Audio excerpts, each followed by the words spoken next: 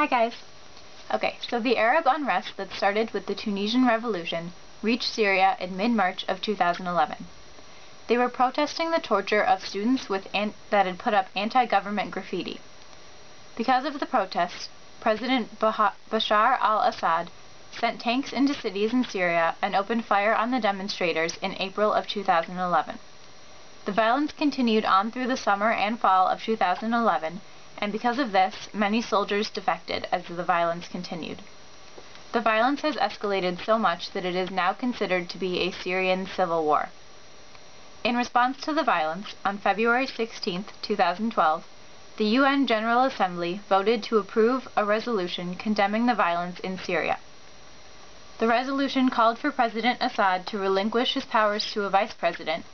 It called for negotiations between the two groups, and for the formation of a new government in Syria. The vote was 137 to 12, with 17 abstentions. However, this is a non-binding action and it has no power of enforcement.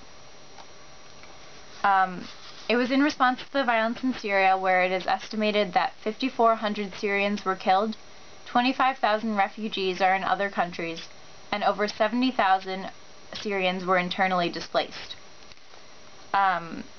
There were many countries that opposed the resolution, most notably Russia, Venezuela, and North Korea, who said that it was a, quote, unwarranted interference in Syria's internal politics. So I hope that I wouldn't be presumptuous to think that we would all agree that it was a good idea of the UN to condemn this violence in Syria, but my main purpose for choosing this topic was actually to discuss a previous effort to make a resolution in the Security Council of the UN. This resolution passed on February 16th in the General Assembly, but there was actually a previous attempt to pass a similar resolution in the Security Council in early February. The Security Council of the UN is made up of 5 permanent members, who are China, France, Russia, UK, and the US, and 10 temporary members. All of these temporary members have term limits ending in either 2012 or 2013, and the other members are Colombia, Germany, Guatemala, India, Morocco, Pakistan, Portugal, South Africa, Togo, and Azerbaijan. For a procedural matter, 9 of the 15 votes must agree, and for substantive matters, 9 votes must concur, but all of the 5 permanent members must also concur. This is where the great power unanimity comes in, or the veto power of the 5 permanent members of the UN Security Council.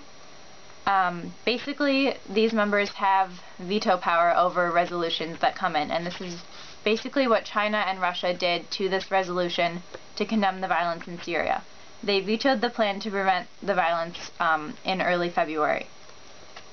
So, basically my questions for you guys are, should there be a veto power for the 5 permanent members of the UN Security Council? Should they be able to just overturn any resolution that comes into the Security Council?